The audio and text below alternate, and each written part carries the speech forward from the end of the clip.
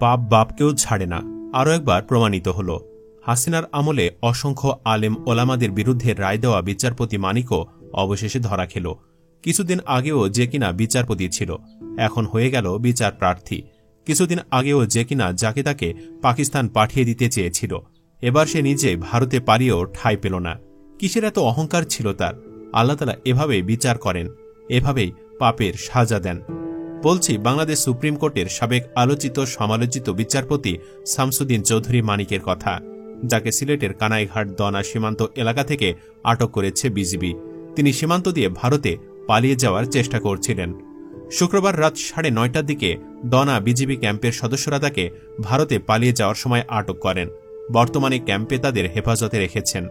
Abul Hossain Mohammad Shamsuddin Chowdhury মানিককে দনা BGB কর্তৃক আটকের বিষয়টি নিশ্চিত করেছেন উপজেলা নির্বাহী কর্মকর্তা ফারজানা নাসরিন।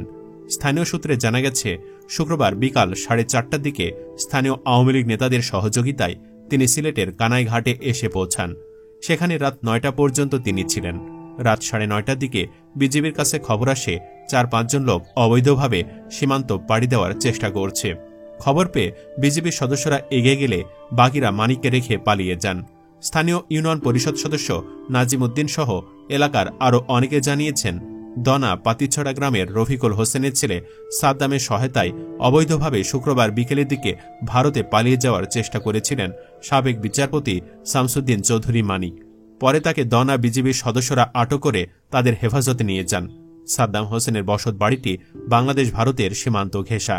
সে ভারতে অবৈধভাবে বিভিন্ন সময়ে অনুপ্রবেশ করে থাকে বলে জানা গেছে। আটকের একটি ভিডিও ক্লিপ সামাজিক যোগাযোগ মাধ্যম ফেসবুকে ছড়িয়ে পড়েছে। এরই মধ্যে ভিডিওটি ভাইরাল হয়েছে। সেই ভিডিওতে বিজিবির সদস্যরা নানা বিষয়ে জিজ্ঞাসাবাদ করতে দেখা যায়। ভিডিওতে দেখা যায় কি নিয়ে পালাচ্ছিলেন এমন প্রশ্নের জবাবে বিচারপতি মানিক বলেন, আমার সঙ্গে ছিল ব্রিটিশ পাসপোর্ট, বাংলা পাসপোর্ট, নগদ কিছু টাকা, ডেবিট ও ক্রেডিট কার্ড।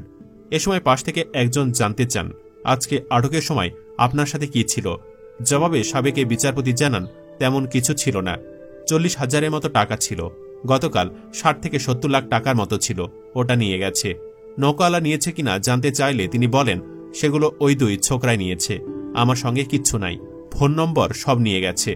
বিচারপতি আরও বলেন, আমি 15,000 টাকা চুক্তিতে আসছিলাম, ওই টাকা আমি তাদের দিয়েছি, কিন্তু পরে ওই 2 ছেলে আমাকে মারধর করে সব নিয়ে গেছে। ভাইরাল হওয়া ভিডিওতে দেখা যায় কেউ সাবেক বিচারপতি মানিকের গলায় গামছা পেঁচিয়ে হাত দিয়ে ধরে রেখেছেন, আরেকজন তার নাম জিজ্ঞেস করছেন। এ সময় বিচারপতি মানিক তার পুরো নাম বলেন এবং তার বাড়ি মুন্সিগঞ্জ বলে জানান। এ সময় কয়েকজন তাকে জিজ্ঞেস করেন যে আপনি পালিয়ে যাচ্ছিলেন কেন? তখন বিচারপতি মানিক বলেন, প্রশাসনের ভয়ে পালিয়ে যেতে চাচ্ছিলাম। তখন অপর পাশ থেকে জিজ্ঞেস করা হয়, আপনি তো অনেক জুলুম করেছেন। তখন তিনি বলেন, আমি কোনো জুলুম করিনি। মানিকের এই কথা পুরোপুরি মিথ্যা। সে বিশেষ করে আলেম ওলামাদের ওপর এমন কোনো জুলুম নাই যা সে করেনি। তারই সাজা পেল বুড়া বয়সে। মানিক 2015 সালের সেপ্টেম্বরে তিনি অবসরে যান। এরপরও সে থেমে থাকেনি। বিভিন্ন অনুষ্ঠান ও টেলিভিশন টকশোতে আলেম ওলামাদের নিয়ে যা তা বলতো সে। শেখ হাসিনা সরকার পতনের আগে কোটা বিরোধী আন্দোলন নিয়ে একটি টেলিভিশন চ্যানেলের টকশোতে আলোচক হিসাবে অংশ নিয়ে বিচারপতি শামসুদ্দিন চৌধুরী মানিক আলোচনার এক পর্যায়ে মেজাজ হারিয়ে সঞ্চালকের ওপর চরম ক্ষিপ্ত হয়ে ওঠেন। পুরো অনুষ্ঠানে বেশ কয়েকবার সঞ্চালকের ওপর ক্ষোভ ঝাড়েন এবং উচ্চ বাচ্য করেন।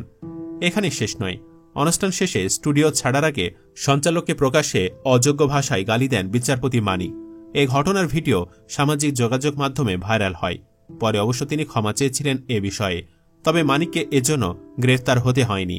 বিএনপির প্রতিষ্ঠাতা ও সাবেক রাষ্ট্রপতি জিয়াউর রহমান সম্পর্কে আপত্তিকর মন্তব্য করায় 19 আগস্ট জাতীয়তাবাদী কৃষক দলের কেন্দ্রীয় কমিটির সাংগঠনিক সম্পাদক রবিউল হাসান পলাশ বাদী হয়ে মানিকের বিরুদ্ধে নোয়াখালী সিনিয়র জুডিশিয়াল ম্যাজিস্ট্রেট 1 নম্বর আমলি আদালতে মামলা করেন। সেই মামলায় তাকে গ্রেফতার দেখানো হতে পারে। মামলা সূত্রে জানা গেছে, জিয়াউর রহমান সম্পর্কে আপত্তিকর মন্তব্য করেন সাবেক বিচারপতি মানিক। তিনি বলেছিলেন, জিয়াউর রহমান মুক্তিযোদ্ধা ছিলেন না, ছিলেন পাকিস্তানের চর। জিয়াউর রহমানের ব্যক্তিগত ও রাজনৈতিক পরিচয় মিথ্যাচার সহ কালিমা লেপনের হীন উদ্দেশ্যে ইচ্ছাকৃতভাবে মানহানিকর বক্তব্য দেন তিনি, যা প্রিন্ট, ইলেকট্রনিক ও সোশ্যাল মিডিয়ায় প্রচারিত হয়। তার এমন মন্তব্যে জিয়াউর রহমান ও তার পরিবারের সম্মান ক্ষুণ্ণ হয়েছে। মামলার বাদী রবিউল হাসান পলাশ গণমাধ্যমকে বলেন, সাবেক বিচারপতি মানেই জিয়াউর রহমানের ব্যক্তিগত ও রাজনৈতিক পরিচয় মিথ্যাচার সহ কালিমা লেপনের হীন উদ্দেশ্যে ইচ্ছাকৃতভাবে মানহানিকর বক্তব্য দিয়েছেন, তাই এই মামলা দায়ের করেছি। পরিশেষে বলতে চাই, কই গেল এত হ্যাডাম, কই গেল এত দাম্ভিকতা? অনেকে মানসিক ভারসাম্যহীন বলে তাকে ছাড় দিতে যাচ্ছেন, তবে আমি ছাড় দেবার পক্ষে নই। এর কারণে অনেক আলেম ওলামাদের ফাঁসি হয়েছে, জেল হয়েছে। আপনি কি বলেন দর্শক, ফাঁসি চান নাকি? কমেন্টে জানাতে ভুলবেন না আপনার রায়। ধন্যবাদ।